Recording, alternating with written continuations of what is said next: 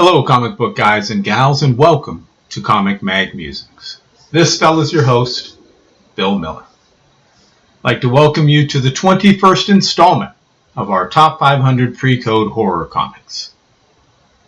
Star Publications Incorporated was a Golden Age American comic book publisher, operating during the years 1949 to 1954.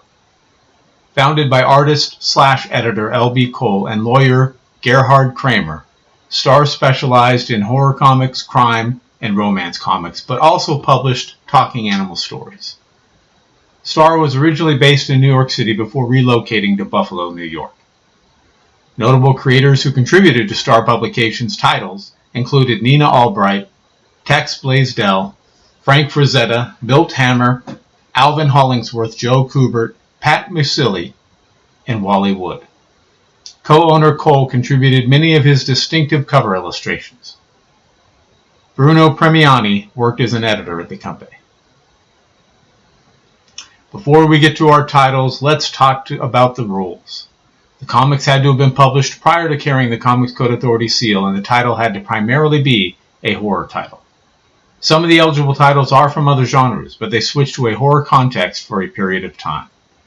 Lastly, these are not necessarily either the most popular or the most expensive horror books. They are simply the best horror comic book covers, in my humble opinion. It was extremely challenging to rank numbers 100 to 81, but I learned a ton and it was a pleasure to make these videos. I made a series of 25 videos with 20 entries in each one. So please join me for the next 20 covers as we count down the top 500 pre-code horror comic book covers.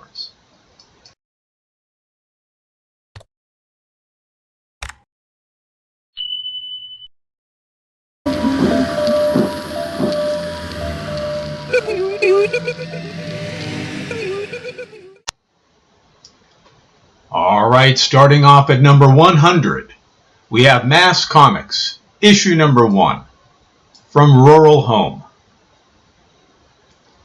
Published in March of 1945.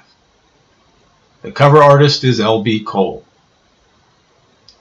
A classic cover with a fanged creature holding a glowing candle with evil engraved upon the base of the candle holder. Colors abound with eerie humanoid butterfly creatures flying about.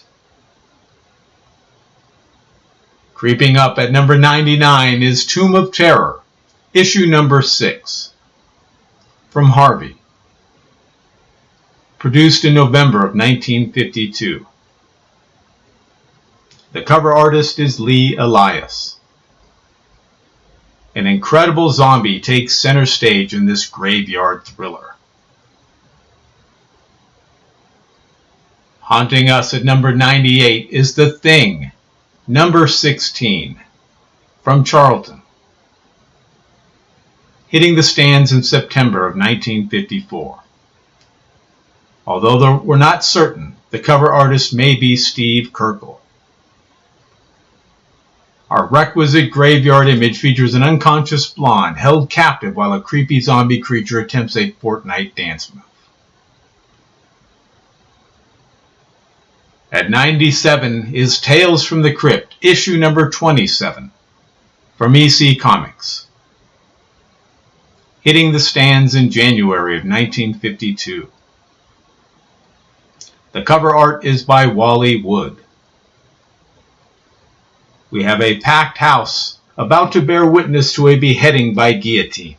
The rope has just been cut, sending the blade down to do its grisly business. Spooking us at number 96 is Strange Tales, issue number 11, from Atlas/Marvel. Published in October of 1952. The cover artist is Bill Everett. For all you 420 folks out there, having a skull for half of your head is a legitimate reason for the medicinal marijuana he seems to be puffing. Stabbing away at number 95 is Ghost Comics, issue number 10, from Fiction House. Produced at some time in 1954. The cover artist is Maurice Whitman. Good girl art featuring a lovely woman fleeing the grasp of a gnarly demon while a giant skeleton wreaks havoc amongst brilliant swirling colors of smoke. Frightening us with number 94 is Witches' Tales, issue number 19, from Harvey, in circulation in June of 1953. The cover art is by Lee Elias. A soon-to-be classic cover with a man in agony within the fiery pits of hell while a giant image of Satan laughs in evil glee. Scaring into number 93 is also Witch's Tale, this time issue number 6. From Harvey, out in November of 1951. Unfortunately, the cover artist is unknown. A blonde in a red dress in bondage with skeletons and a witch to boot. It is subtle, but this is a hanging cover. The skeleton to the left of the man in green is swinging from a rope.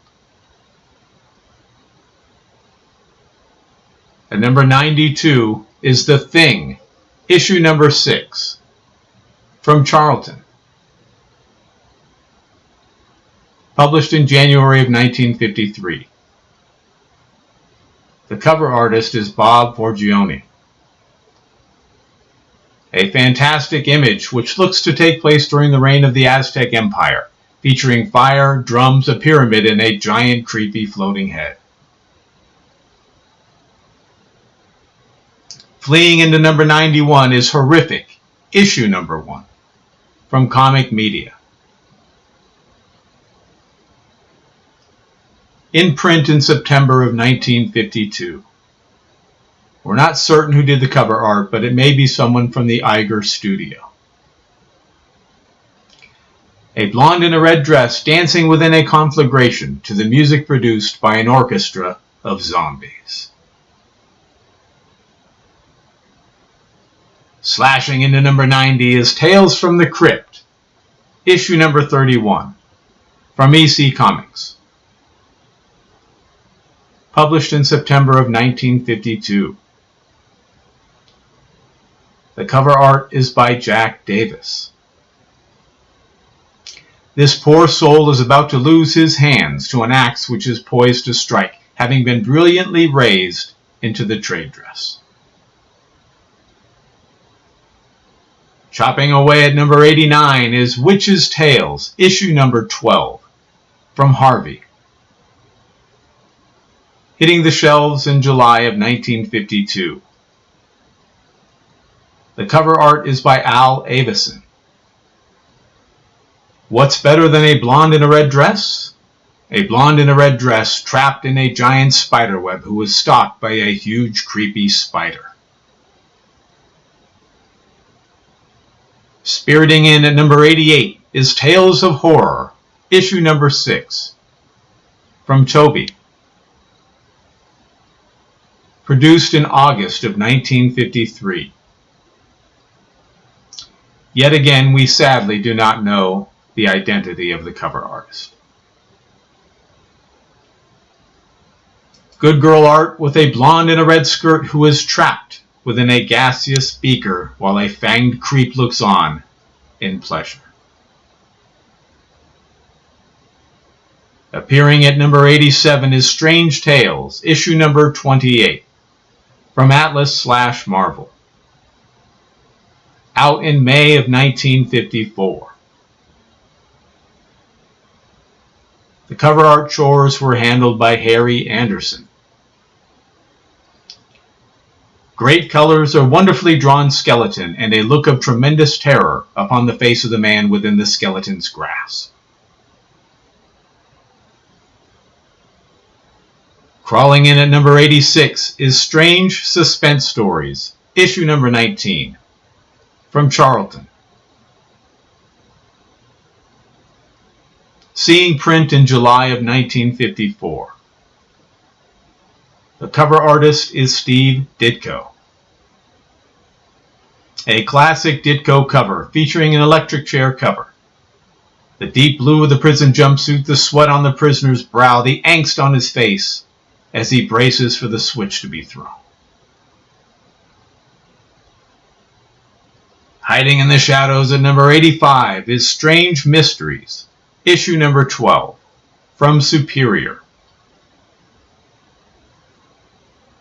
Circulated in July of 1953. Again, we do not know who the cover artist is. I love giant skull covers, and this one is no exception. How cool to have skeletons exiting the mouth of a huge skull. At number 84, we have Strange Terrors, issue number 4, from St. John. Hitting the shelves in November of 1952.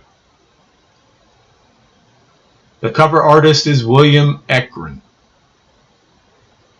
I really like Ekren's style. The frantic, sketchy, squiggly lines really lend themselves to the horror genre. Bleeding out at number 83 is Nightmare, number 11, from St. John. Out in February of 1954.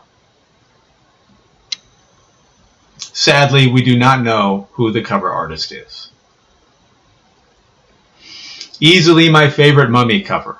The skill on display with this painted cover is stupendous. The colors are so vibrant and rich, and the trade dress is fantastic. Slithering in at number 82, we have This Magazine is Haunted, issue number 4, from Fawcett. Published in April of 1952. The cover art duties were handled by Sheldon Maldoff. We have a blonde in a red dress who is muffled by a creepy skeleton to prevent her from crying out and alerting those searching for her. And bludgeoning us with number 81, we have Weird Horrors, issue number 7, from St. John.